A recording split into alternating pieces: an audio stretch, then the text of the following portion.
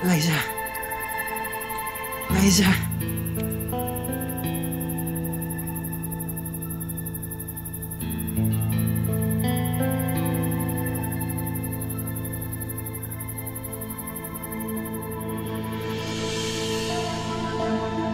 Na-order ko na yung gearbox sa supplier. Hopefully, bago matapos yung linggo, nakaka-andar na ulit ng motor mo. Uy, Rusty. Ano yun, Liza? Sorry, ano ulit yung sinabi mo? Sabi ko, naka-order na ako ng supplies. Okay, good.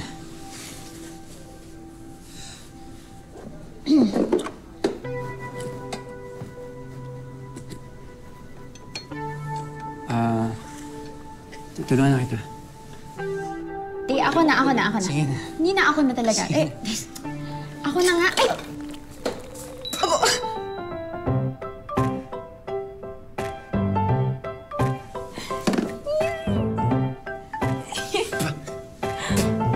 Akin na.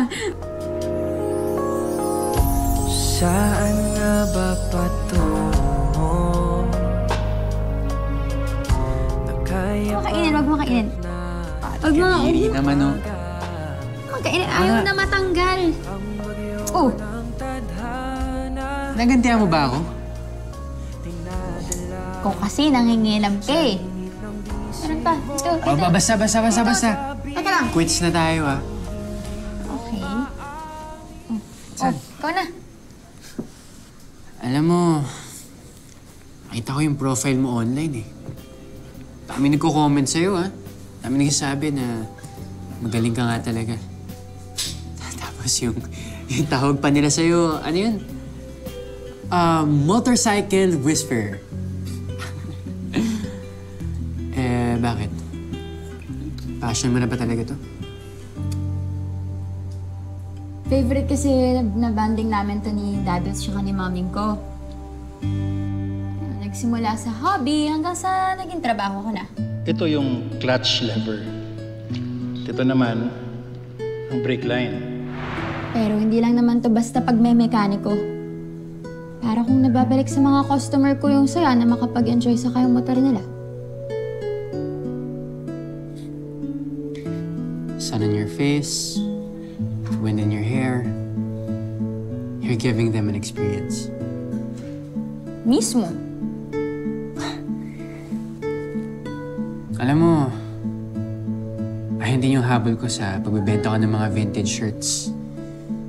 Madaming bashers, kesyo tindero lang daw ako ng damit. Pero di nila alam, I'm selling a vibe, an identity. Alam mo, kahit nagsimula tayong busit sa isa't isa, dami rin pala nating similarities. Teka, ibibigay na ako sa'yo.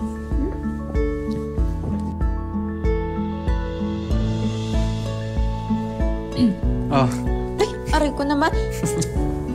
Sa'yo na yan. Uy. Thanks, ah.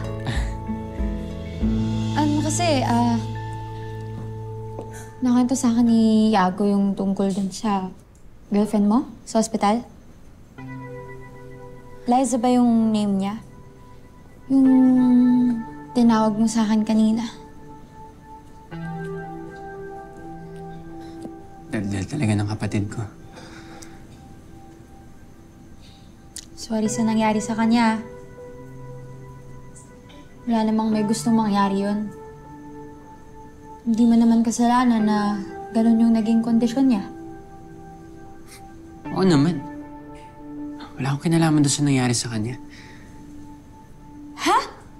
Hindi mo siya angkas nung bumangga ka? Hindi. That night, may konting tampuhan kami ni Liza. Tapos, uminom siya sa bar kasama yung kaibigan namin si Mateo.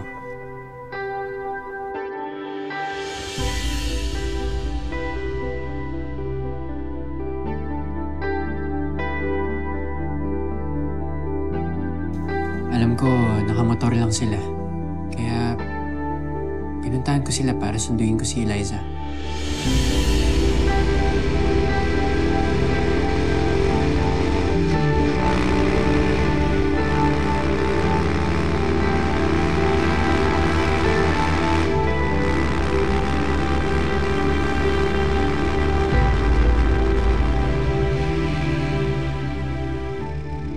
Dahil sa pagmamadali ko, ayun.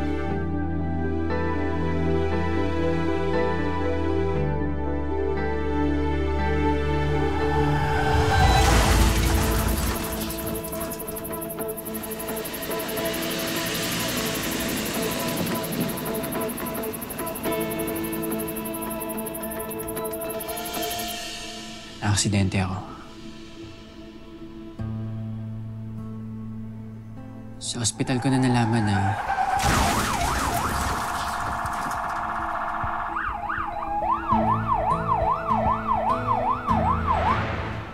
aksidente rin pala sila Liza at Mateo.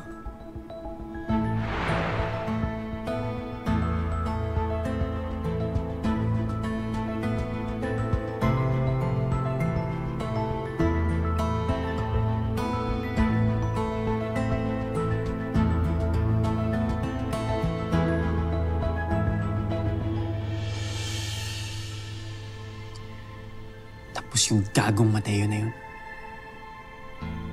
Masyadong duwag. Di man lang niya hinarap yung nagawa niya. At kaya mong minamadaling paayos itong motor mo para... Malapit na magising si Liza. At ayokong malaman niya na naaksidente pa ako dahil sa paghahabol sa kanya. Ayokong alalahanin pa niya ako. Gusto ko pagising niya, maging maayos sa lahat. Sana lahat kagaya mo magmahal. Dami nang nangyari pero hindi mabilis makalimot. Hindi relasyon ang kukumpleto sa'yo, Dadudes. Dadudes, 3 taon pa lang patay si Maming.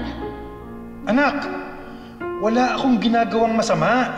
Anong wala? Eh, nagmamadali na nga kayong humanap ng ipapalit kay Maming. Gusto mo na ba magmerienda? Papagawa na ako, tsaka ordering ko na rin yung ibang mga parts. Presko ka. Mayabang, pasaway. Pero, di ko akalain na grabe ka palang magmahal. Pati papatulan ang pagsuyong nagkulang. Alam mo, miss, merong CCTV dito eh. May access ako sa phone. Papakita ako sa'yo na hindi ako yung dumukot dyan sa wallet mo. Oh, tignan mo.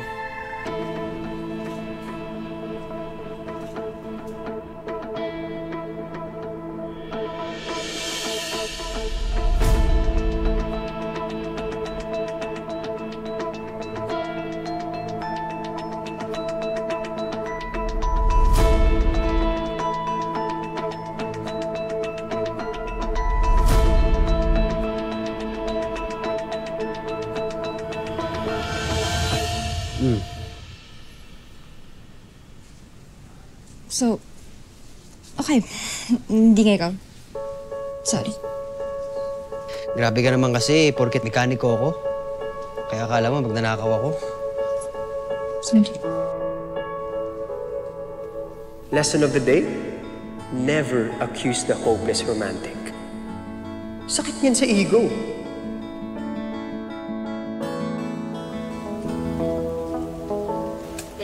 Mag-coffee na lang tayo. Mag-coffee na lang. Yeah. Oh, no, we can do something. And Luna, yung ex mo.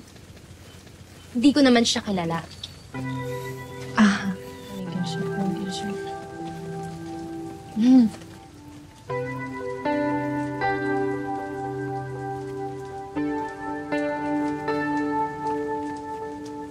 Kausapin ko yata. Luna, Ayun na nga. Sige, alis na ako ah. Okay, kaya mo na yan. Luna.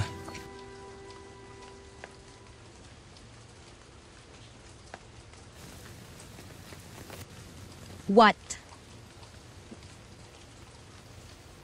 Pwede ba kita makausap? Para saan? Pagkatapos ng lahat ng mga ginawa mo sa akin? No way. At saka, sino ka nga ba? Madali kasi ako makalimot. Hindi na kita kilala.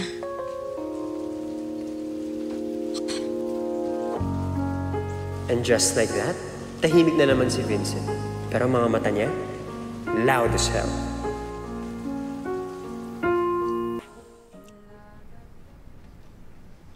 Hello, ma'am. Welcome po sa bahay. Ito na po juice niyo. Thank you. Parang mas madami pang nakatira na staff dito kasi dun sa magkapatid, no? Sino Rusty at ano lang ba, Yago yung nakatira dito? Ay, kasama po nila mama nila. Sa business trip lang po si Ma'am Sita. Kailan babalik ni Ma'am Sita? Sana makilala ko siya. Di ba magaling ka na mekaniko? Bilisan mo tapusin mo agad yung pag-aayos sa motor ni Sir Rusty. Bakit? Para di ko siyang makilala?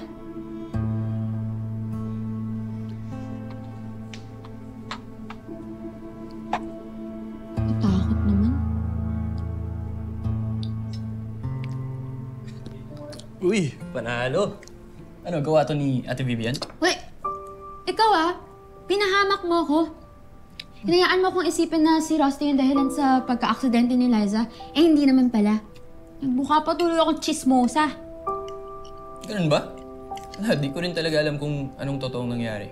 Si Kuya Rusty kasi, hindi naman niya nagkwento sa akin. Kaya, ayoko na rin usisain. Dalawa na nga lang kami. Di pa kami close. Ba't naman?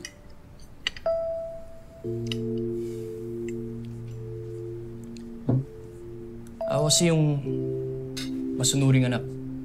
Straight A's lagi sa school. Hindi gumagala, hindi bumabarkada, walang girlfriend. Hindi sakit sa ulo. Kaya ako yung favorite ni Dad. On his deathbed, he called me his favorite. Sa harapan ni Kuya Rusty. Don't worry. Siya naman favorite ni Mami. Same kasi silang business-minded. Kahit dun kay Liza, botong-boto si Mami dun. Nung bumili ng motor si Kuya Rusty, siyempre, sabi ko, pabili rin ako. Sabi ko, huhulugan ko. Magsa-summer job ako, sige. Tapos alam mo yung ending? Yung binili sa akin e-bike. Di raw bagay sa akin yung motor. Tako, aksidente raw ako. Sa motor lang yata kami magkapareho ng hilig ni Kuya Rusty. Lagi kasi kaming pinagkukumpara ng mga tao. Kaya siguro sinadya naming magkaiba ng interests, hobbies, friends. Pero nirecommend mo ko na ayusin yung motor niya. My way of reaching out to him. Baka sakaling may chance pa na pwede kaming maging close. Na ako naman yung maging favorite niya. Di lang dahil wala siyang choice na turi akong kapatid. Magiging okay rin kayo. Huwag kang mag-alala. Gagalingan ko yung pag-ayos ng motor ng kapatid mo para hindi ka mapaya sa akin. Deal? Di pa sabihin ang hindi mo maamin. Ipauubaya na lang bato sa hangin. Huwag mong ikatakot ang bulong ng damdamin mo. Naririto ako, nakikinig sa'yo.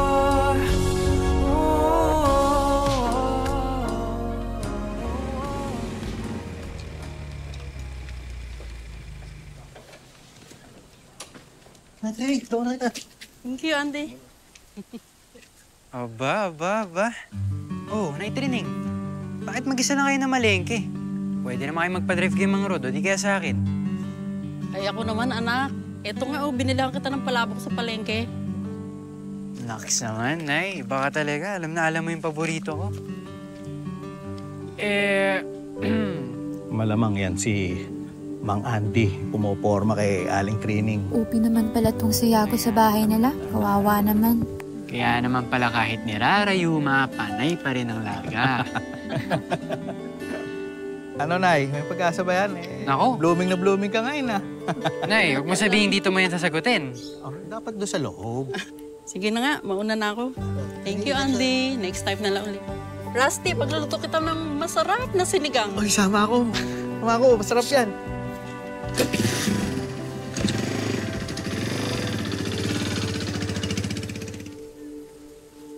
Una na ako ah. Balik na lang ako pagdating ng piyasa. Hatid na kita.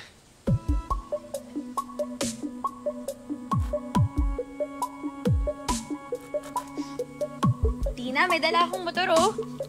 Sige, dalaw na sa shop pag free ako. Message lang kita. Test drive ko yung motor mo, ah. Anong motor? Hindi ka papayagan ni Mami mag-drive ng motor. Ako nakahanap at nag-recommend kay Aya. Motor ko yung inaayos at ako yung magbabayad sa kanya. Bakit? Gusto mo ba siya? Ba't di pa sabihin ang hindi mo maamin? Ipauubaya na lang ba to sa hangin? Gusto mo ba siya? Oh, ikaw?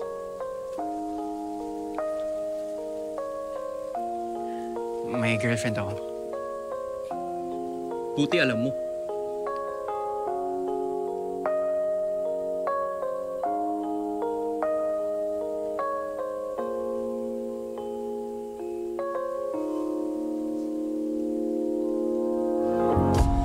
Saan nga ba patungo? Nakaya bagat na hihiwaga?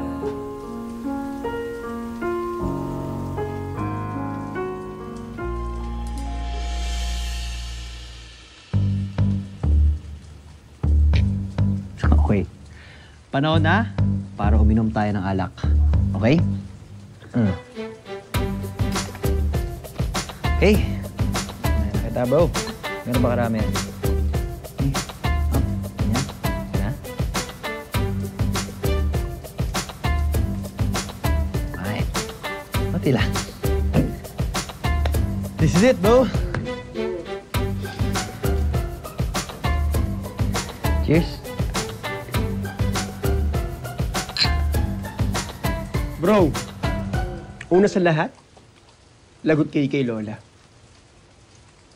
Pangalawa, you're overreacting. Kung si Vincent, maintindihan ko pa eh. Pero ikaw? You're too dramatic naman, bro. Alam niyo mga pinsan, ang alak daw, truth serum yan.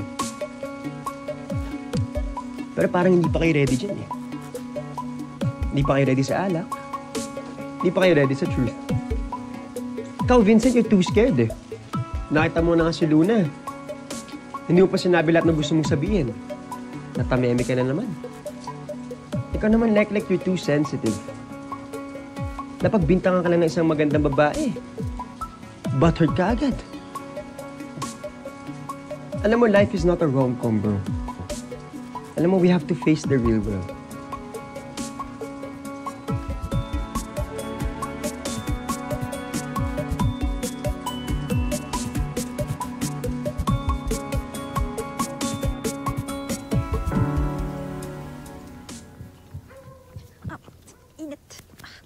Wait, Lek! Oh. Ano na naman ibibintang mo sa akin? Grabe ka naman. Sorry na, okay? Sorry na. Ito nga, oh. Kape, peace offering. Peace offering? Oo. Ingat ka lang, though. Lagay mo yan.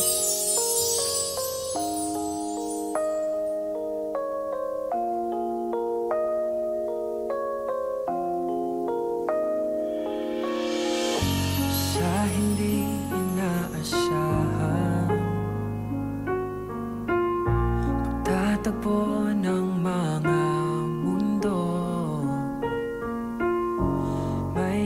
minsan lang na natutong sumisigaw ng pagsinta. Ay! Ay! Ay!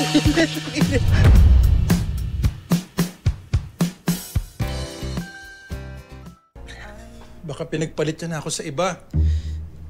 Ako rin eh, baka pinagpalit ako ni DCCB. Wala na akong mahanap na katulad niya. Ayoko na maghanap kung di rin lang siya. Hindi niya sinasagot ang mga tawag ko. Binlock niya na ako sa lahat ng social media niya.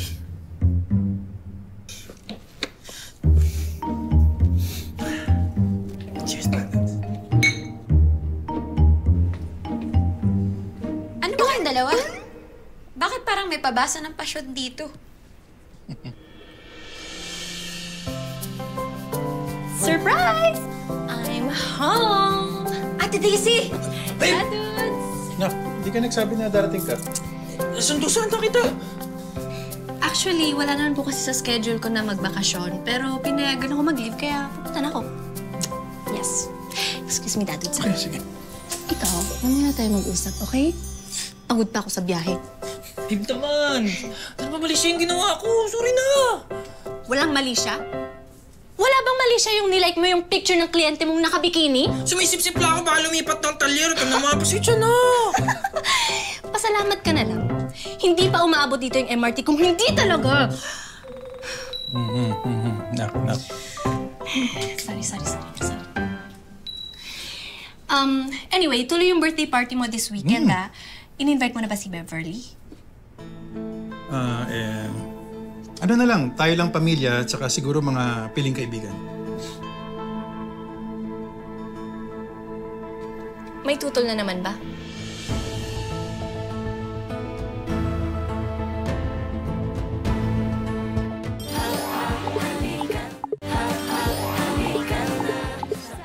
May tutol na naman ba?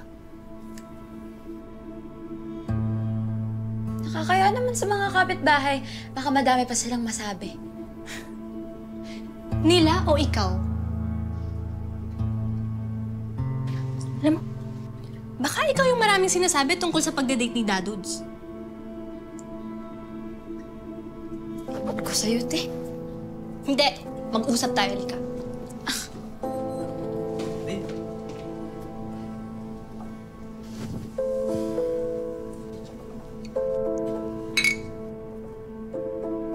Halika nga dito. Ano ba? Ayaw mo bang sumaya si Dadudes? Gusto mo bang nakikita siyang miserable? Ako ang laging kasama ni Dadudes. Ikaw ang laging wala. Kaya ako ang nakakaalam kung masaya o malungkot si Dadudes. Malamang malungkot. Kaya nga nakikipagkaibigan eh. Habang buhay mo na lang ba siyang pipigilan? Bilis niyo namang mag-move on. Pero yung problema niyo ni Boss Carlo, ang liit-liit, hindi mo makalimutan. Aya, ano bang konsepto mo ng moving on, ha? Tingin mo kinakalimutan namin si Maming? Bakit? Hindi ba? Binubura niyo si Maming sa pagpapapasok ng ibang babae dito sa bahay. Aya, hindi ganon yun. Lahat tayo, kailangan natin magpatuloy sa buhay, Aya. At sigurado akong mas magugustuhan ni Maming yun kaysa makita tayong huminto na lang sa buhay natin. So, anong sinasabi mo? Na wala akong nararating? Abe, ewan ko sa plano mo. Totoo bang nag-a-apply ka sa scholarship sa college mo? O mas gusto mong binabantayan dito si Dadudes? Wala kang alam sa akin, ate. Siguro nga wala. Kasi simula nung namatay si Maming, huminto ka na rin sa pakikipag-usap sa akin eh. Pero Aya, ito pakiusap ko sa'yo, please. Huwag mo namang gamitin yung alaala ni Maming para itulad lahat ng tao sa paligid mo sa pagiging miserable mo.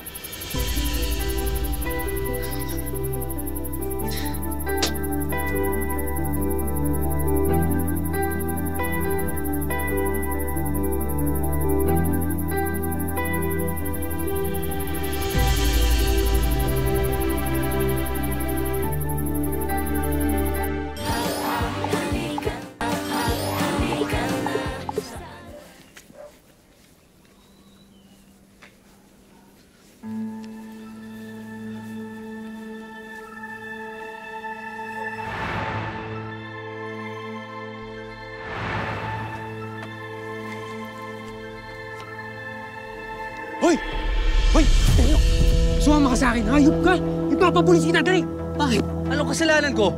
Mangmahangan ka pa, ha? Dahil sa'yo, nakoma si Liza! Aksidente ang nangyari, tol. May bigla kasing tumawid sa kalsada. Iniwasan ko, pero nadulas ako at yun natumba kami. Aksidente? Pero tinakbuhan mo? Ni isa sa barkada, hindi ka makagilap?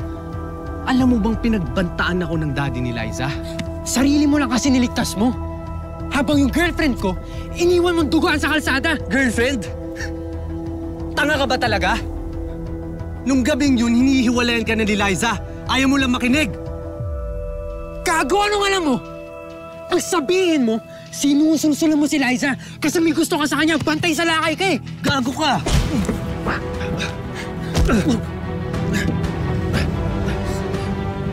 Pag nagising si Liza, tignan natin kung piliin ka pa rin niya.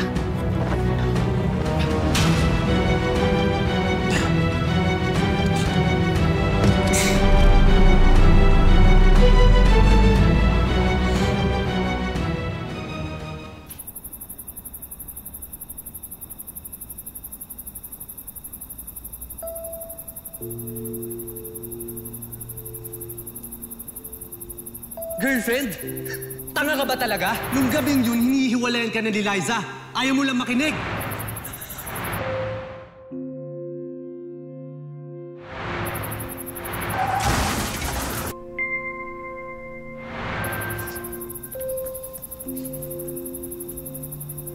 Rusty! Pati papatulan ang pagsuyong nagkulang. Tayong Rusty!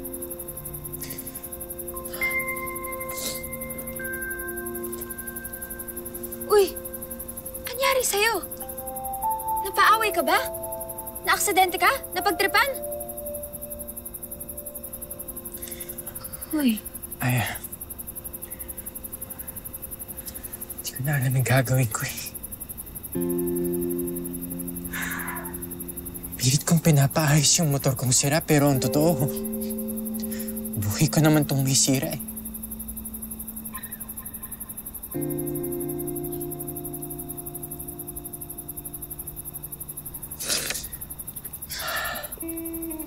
Tara na.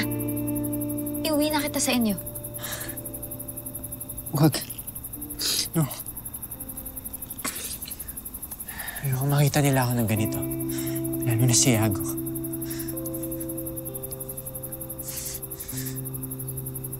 Sa motor shop na lang. Gagamutin ko yung sugat mo.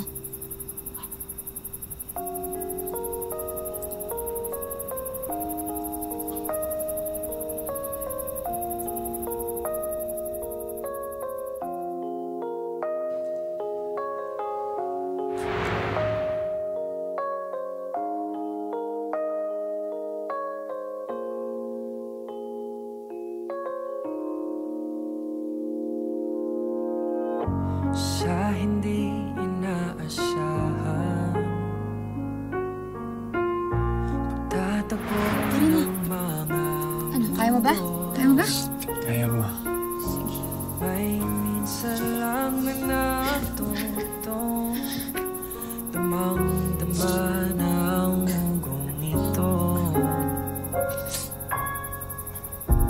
Di pa ba sapat ang sakit at lahat na hindi ko ipararanas sa'yo? Teka lang, gamanin ka. Ibinubunyag ka ng iyong mata, sumisigaw ng pagsinta. Sakit, no? Malamang. Tiisin mo. Ikaw naman pala nag-umpisa eh. Baka talaga, Aya. Cariño brutal. E di, paano na yan? Friendship over na kayo ni Mateo? Magbabayad siya. Di ako titigil hanggat hindi siya nakukulong sa ginawa niya kay Liza.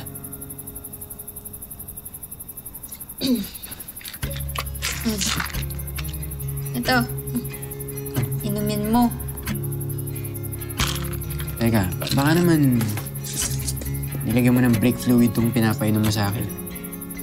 Gusto mo ba? Aba, kung meron lang di nilakla ko na ito ng diretso.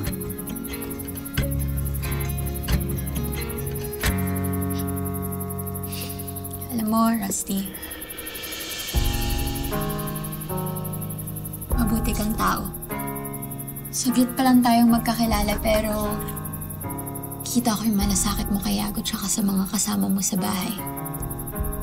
Kung paano mo mahalin si Liza. Swerte niya sa'yo.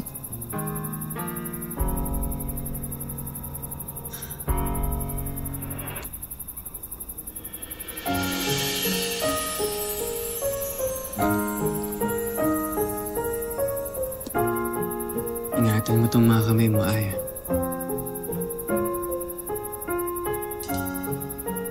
Marami tong kayang gawin. Mag-repair ng motor na sira. At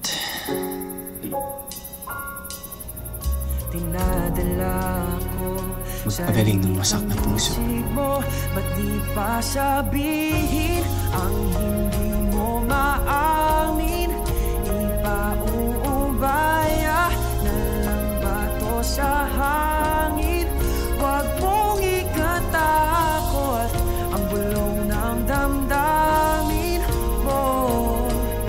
Naririto ako, nakikinig sa'yo.